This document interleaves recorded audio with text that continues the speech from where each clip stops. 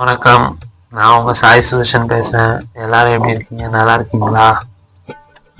உங்களுக்கு தியான பயிற்சி சொல்லி தரத்துக்காக நான் வந்திருக்கேன். எப்படி ஆரம்பிச்சிடலாமா? தியானத்துக்கு முதல்ல நம்ம என்ன பண்ணணும்? நம்ம உடலை அதுக்கேற்ற மாதிரி பக்குவப்படுத்தணும். எப்பயுமே தியானம் செய்ய போனோம்னா சாப்பிட்றதுக்கு முன்னாடி 4 ஹவர், சாப்பிட்றதுக்கு அப்புறமா 4 ஹவர், அந்த டைம்ல தான் நம்ம ஸ்டார்ட் பண்ணணும். நீங்கள் எந்த டைம்ல வேணாலும் ஸ்டார்ட் பண்ணலாம். ஆனால் விடிகாத்தால பிரம்ம முகூர்த்தம்னு சொல்லுவாங்க, 3 to 5 அந்த டைம்ல ஸ்டார்ட் பண்ணீங்கன்னா உங்களுக்கு ஆற்றல் அதிகமாக இருக்கும்.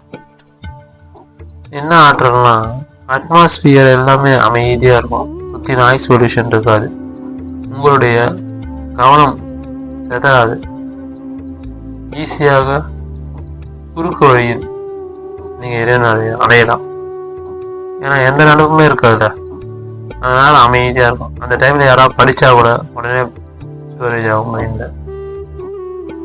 நீங்கள் அந்த டைமில் ஒரு 1 ஹவர் உங்களுக்காக நீங்கள் டைம் ஸ்பெண்ட் பண்ணிங்கன்னா அந்த நேரம் அந்த அமைதியான சூழலோட பிரபஞ்ச சக்தியோடைய ஆற்றலையும் பெற்று நம்ம தியானத்தை ஸ்டார்ட் பண்ணோம்னா நம்ம இறைவனடி சேரலாம். அதுக்கு முதல்ல நீங்கள் ஆன் டைமில் எழுந்துக்கணும். நான் நைட் ஷிஃப்ட் தான் செய்கிறேன், நான் எப்படி எழுந்துக்க முடியும்? நைட் ஷிஃப்ட் முடிச்சுட்டு ஆஃப் பண்ணும் போது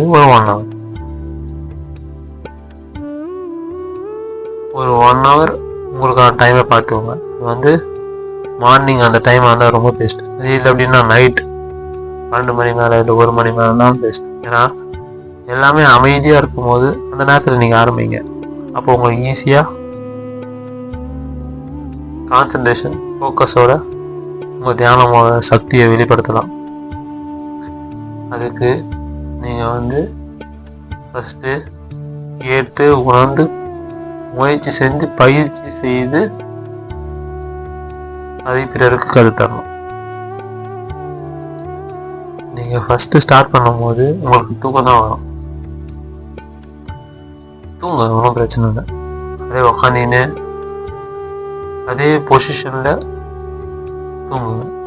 ஆட்டோமேட்டிக்காக உங்களுக்கு ஒரு விழிப்பு வரும், ஒரு ஸ்பார்க். அந்த ஸ்பார்க் என்ன சொல்லலாம், நீ எதுக்காக உட்காந்துருக்க, என்ன செஞ்சிட்ருக்க, உடனே அந்த ஸ்பார்க் மூலமாக